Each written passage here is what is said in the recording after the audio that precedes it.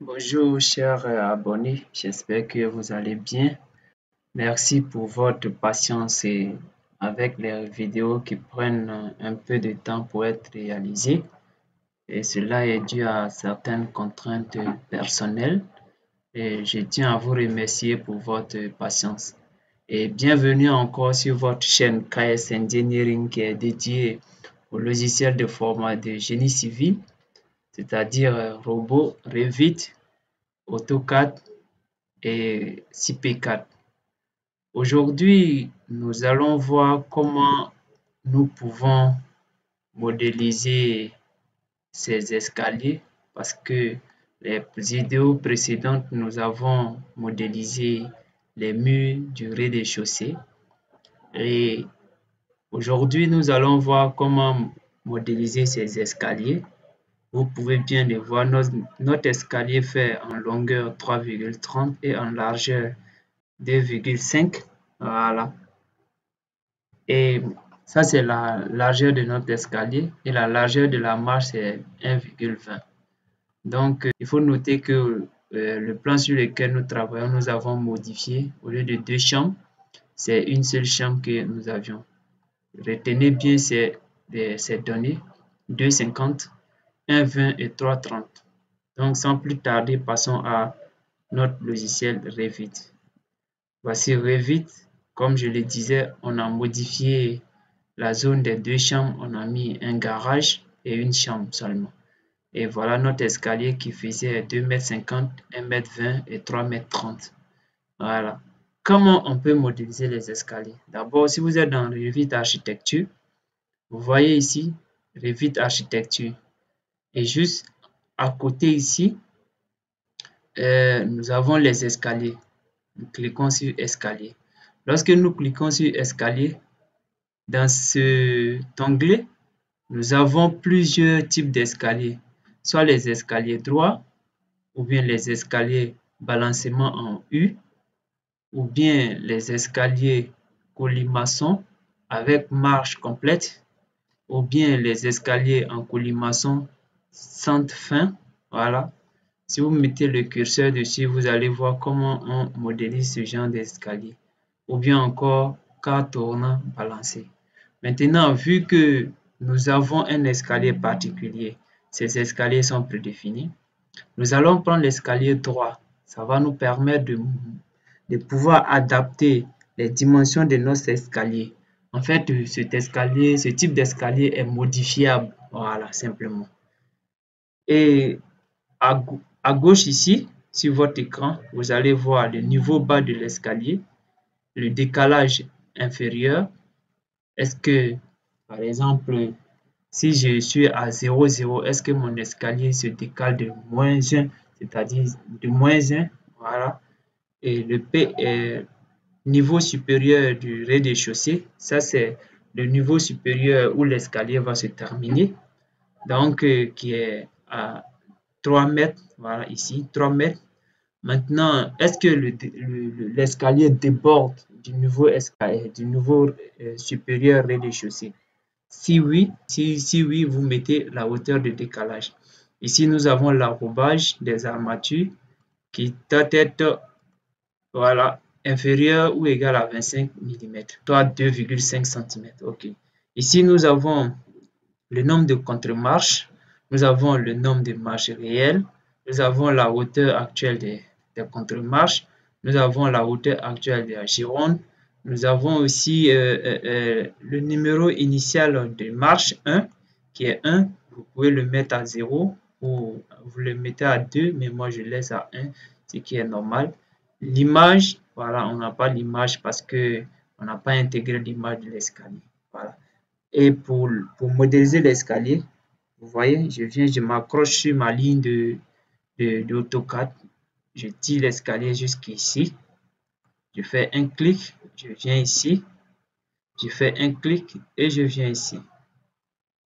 Vous allez voir que mon escalier déborde de la case d'escalier que j'ai prédéfinie. Comme je vous l'avais dit, on peut modifier ce type d'escalier. Pour ce faire, je ne sais pas si vous voyez bien les lignes ici. Nous avons la ligne ici, nous avons la limite ici. Mais notre escalier est au milieu. Donc, ce qu'on va faire, on va cliquer sur l'escalier. Vous voyez les différentes directions, on peut le tirer de part et d'autre. Ou bien, vous venez ici, la largeur réelle de l'escalier. Comme ça, vu que la largeur réelle de la marche, c'était, je vous avais dit de vous souvenir, c'était 1,20. Voilà, voici ça, 1,20. Nous allons mettre 1,20 dans la largeur de l'escalier, 1,20. C'est fait. Maintenant, pareil ici, nous voyons ici, ça déborde. Bon, ça ne déborde pas, sauf que ça n'atteint pas les limites de notre escalier.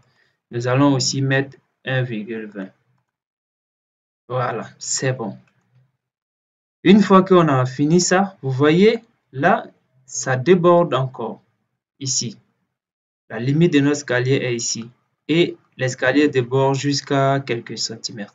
Qu'est-ce qu'il faut faire? On va cliquer dessus et on peut rétrécir comme ça. Voilà. Il a été modifié. Soit on le laisse. On fait un contrôle. On choisit. On fait un contrôle. Et on prend la direction sur notre clavier pour le déplacer. Pour déplacer tout l'escalier en même temps en fait. Voilà. Comme ça. Voilà, c'est bon. Voilà, c'est bon.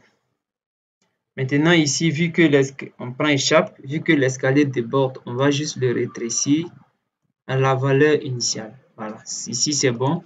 Ici, on peut augmenter. Voilà.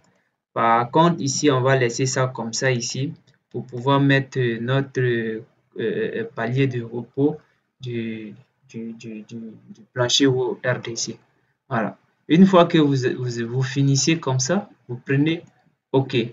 J'ai omis de vous expliquer un truc. C'est que c'est le bardage. Voilà. Les garde-corps plutôt. Les garde-corps de l'escalier. Si nous venons dans 3D, vous allez voir que on a les garde-corps ici. Voilà. Vous voyez, ici on a les garde-corps à droite et à gauche. Vu que nous avons déjà le mur vers le côté droite, nous allons juste faire un clic sur les garde-corps et nous allons les supprimer. Sinon, avant de modéliser les escaliers, on choisit escalier et architecture, escalier.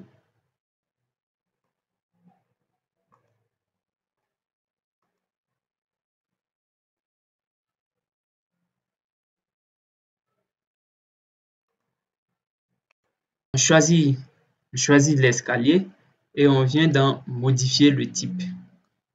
Dans modifier le type, vous allez venir dupliquer. Vous mettez un nom comme vous voulez. Dans la partie support, vous voyez, il n'y a aucun en fait. Donc, vous mettez aucun. Limon à la française, fermé, tout ça, là, on n'en a pas besoin. Donc, vous fermez support intermédiaire, non, on n'en a pas besoin. Voilà. Modifier. Voilà. Si vous venez dans modifier, vous allez voir comment est-ce que voilà, tout se calcule en fait. La profondeur, tout ce qui est hauteur de l'escalier, règle de calcul pour l'inclinaison cible. Ensuite, on fait OK, OK. Et maintenant, on valide. Voilà. Vu qu'on avait déjà modélisé, donc ici, on va annuler. Voilà. Ou bien, comme je vous l'ai dit, vous travaillez et puis après, vous modifiez, supprimez le garde-corps. Voilà. Une fois qu'on a fini d'insérer notre escalier, on peut faire, bon, ça sera pour la prochaine vidéo. On peut faire des coupes pour mieux visualiser notre escalier, mais ça sera pour la prochaine vidéo.